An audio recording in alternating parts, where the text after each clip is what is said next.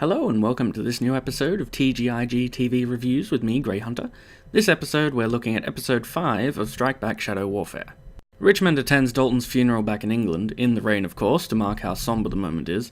I wonder if that little boy there is meant to be her son. At least unlike Porter, she got a little bit of closure. The team have headed to Budapest where Stonebridge and Martinez are tailing a suspect who's receiving a package of some sort. At risk of being spotted, they quickly adopt a disguise. Smooth, guys. Real smooth. You sure put your heart and soul into your work, Special Agent. Don't they say if you're gonna do something, do it right? Yes, I think they do say that. Locke jumps in the car with this older guy, O'Riordan, who's had a bit of contact with McKenna. He also appears to be a fan of rally driving. They get him back and interrogate him. An interesting technique that, green wig and hanging over a railing. It's effective though. Unfortunately, the silly bugger runs and gets whacked by a truck. Scott and Stonebridge head to the embassy. They still haven't decided what to do with the diamonds, but they do agree to get them valued. They're escorted in by Natalie Fisher. Scott seems interested. And you are? Out of your league. Natalie Fisher. We set up your facility in the embassy ballroom. Follow me. Oh, thank you.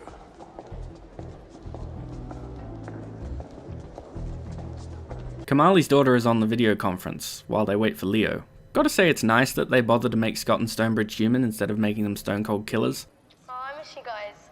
Yeah, Mom here has been crying to her pillow every night. Yeah, it's true. And you? I miss you a little. A lot. Turns out Fisher was out of Scott's league because she doesn't actually fish in that particular pond. Seems that Mairead McKenna does though, at least when it comes to getting information. Poor Natalie, she only got to be in the show as the token lesbian to be killed. Interesting that McKenna needed the ID card though, presumably she needs to get in the embassy? Scott and Stonebridge head out to snatch the shipment of weapons McKenna's lot were after. Martinez gets made by one of the Irish, but she manages to knife the bastard. Meanwhile, the IRA and the local Hungarian baddies have a gunfight over the weapons, but McKenna has noticed that one of their number is missing and goes looking. Unfortunately for her, Scott has a taser.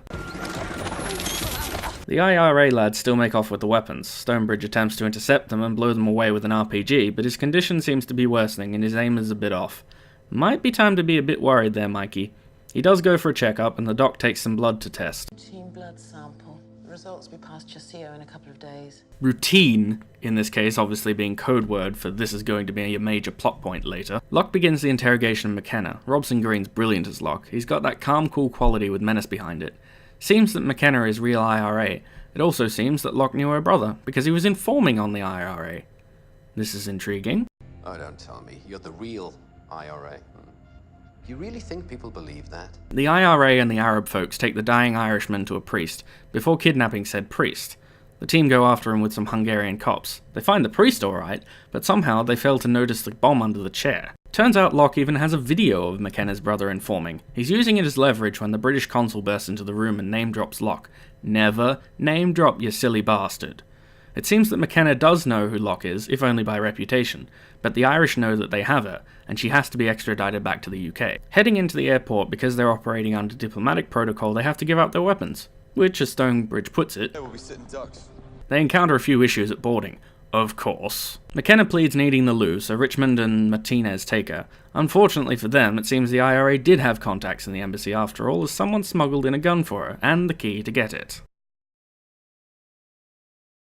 They get hit on the way back to boarding, Martinez and Richmond taking a few bullets each, leaving Locke with the only effective with a weapon. Scott and Stonebridge grab guns from the dead security, and as Locke cuts a swath through the bad guys, McKenna grabs him. He stalls at the door and tells Mikey to shoot, but he just can't trust himself not to blow off Locke's head, I guess. You really should get that poisoning or whatever it is looked at, Mikey. So now the IRA has a hostage, and the only lead they had is gone. Wonderful. So what was good about the episode? Well, as I said, Robson Green is amazing playing Locke. Out of all the commanding officers Section 20 has had in the various seasons, he's got to be my favourite. He combines the intelligence of Sinclair and the go-get-em attitude of Dalton, and I was super excited to finally see that we got to see him in action. The Scott and Stonebridge dynamic, of course, was always great, and it was good to see them being humanized again instead of insensitive killing machines. Obviously, long-time watchers of the show do know that they have their soft sides, but it's nice to see it reiterated. The next episode should be suitably awesome, the countdown to stopping the attack is going on, but the need to rescue Locke should be interesting, considering that there might not be goals that are mutually achievable, and I look forward to seeing what development Kamali gets. So I shall see you guys next week with the next review episode. Catch you then.